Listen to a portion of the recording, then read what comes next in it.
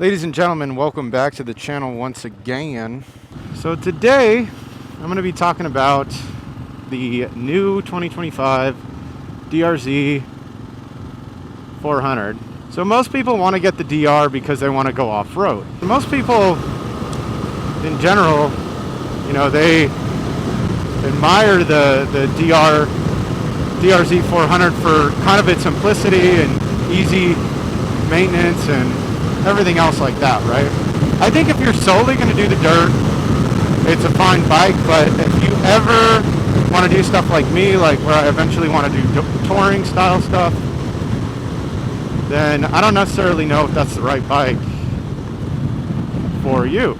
And I only say that because as you get more seasoned in your riding styles and habits are going to change. So if you solely know for the rest of your motorcycling career that you're going to be only doing the dirt, then go with the DRZ 400. It's better than a 650 in the dirt, and it's better than a 300. And the reason being is because it's more of that middleweight. It's the medium-sized bike.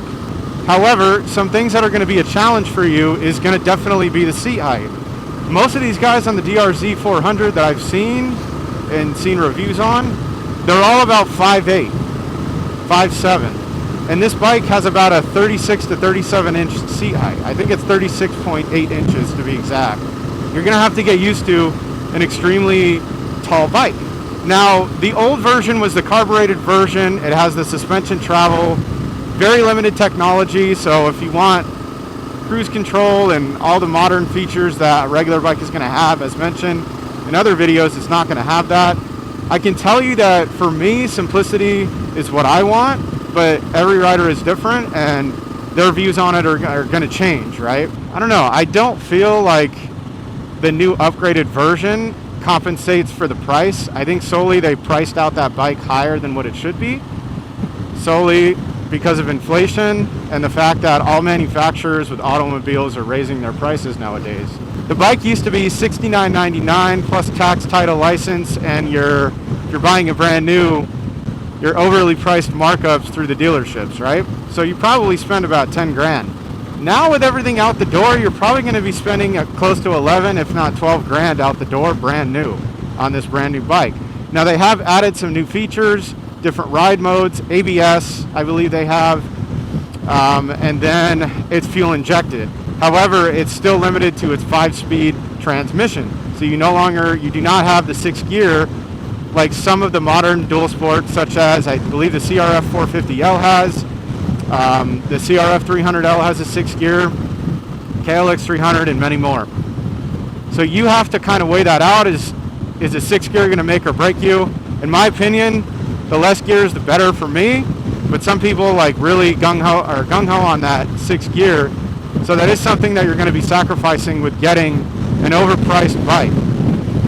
I was a little disappointed as a consumer as well to see that the price was going to be high.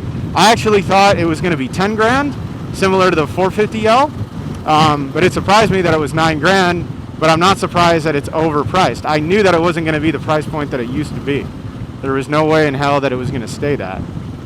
And that's simply because times have changed, money has gone up due to inflation across the world, and especially in the US. And that's just the way it's going to be until things can get changed. The other thing that I understand is that it's actually a little bit more heavier now.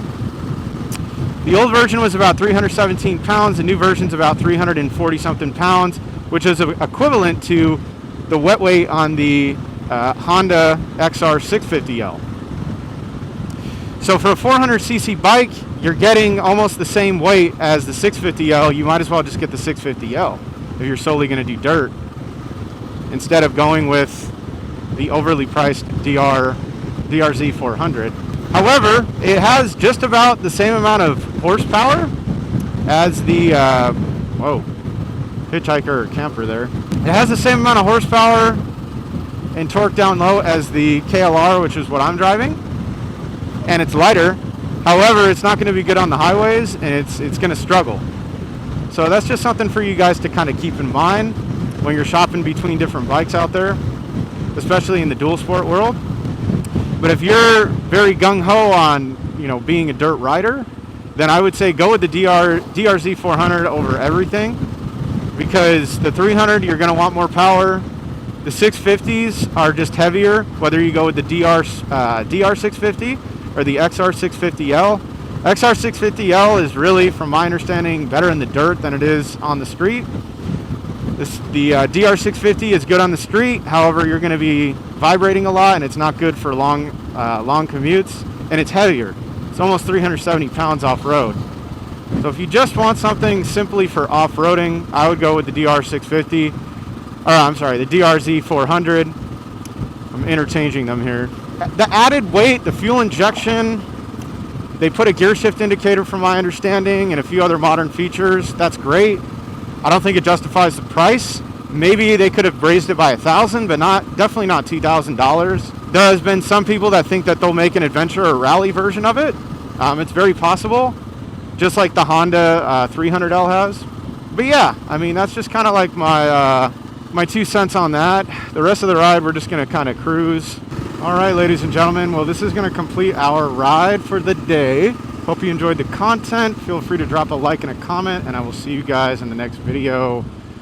Peace.